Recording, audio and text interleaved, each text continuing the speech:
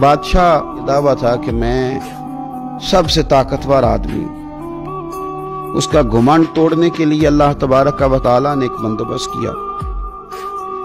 وہ گزر رہا تھا تو بہت سارے لوگوں سے کہہ رہا تھا اپنی کوئی خواہش بتاؤ میں پوری کر دوں۔ ایک فقیر فاقہ مست درویش غبار آلود سمجھ کر حکارت سے نٹ دیکھ ان کو، انہی کی ٹھوکروں سے سلطنت بنتی اور بگڑتی ہے۔ وہ بھی بیٹھے تھے، مٹی کا پیالہ لیے، لکڑی کا پیالہ لیے۔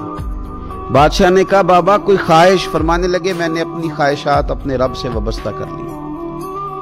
شام کو کچھ مل جاتا ہے اس پیالے میں ڈالتا ہوں اور میں کھا لیتا ہوں، اللہ تعالیٰ مجھے عافیت عطا کرتا ہے۔ اس نے کہا نہیں میں آپ کی خواہش پوری کروں گا، اور بڑے گھمنڈ میں کہا۔ حضرت شیخ نے پیالہ آگے کیا، فرمایا لو کر دو۔ اس کے جیب میں جتنی اشرفیاں تھیں بادشاہ نے ساری نکال کے پیالے کے اندر پھینکی۔ پیالے میں جب وہ اشرفیاں گر رہی تھیں تو ان کے گرنے کی آواز آ رہی تھی۔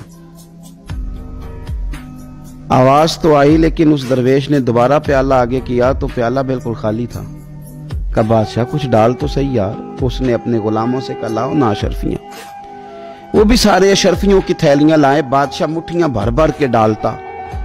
لکڑی کے پیالے سے اشرفیوں کے لگنے کی آواز تو آتی پر وہ جاتی کہاں ہے کچھ سمجھ نہ آتا۔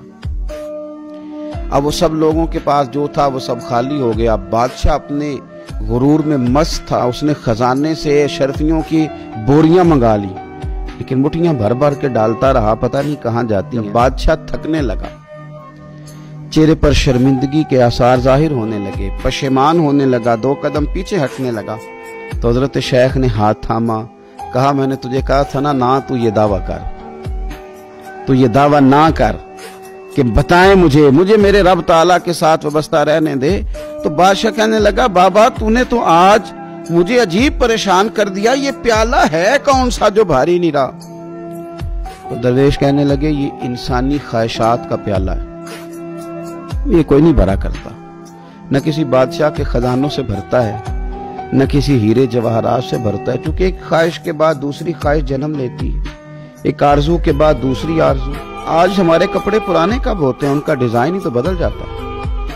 آج ہمارے گھروں کے اندر خرچہ مکان بنانے کا نہیں، خرچہ تو تیاری کا ہے۔ لے کے تو بیٹھ گیا ہمیں وہ ٹیپ ٹاپ، اس نے ہمارے اپنے ہم سے جدا رکھے لیکن ہماری خواہشات مکمل نہ ہو سکی۔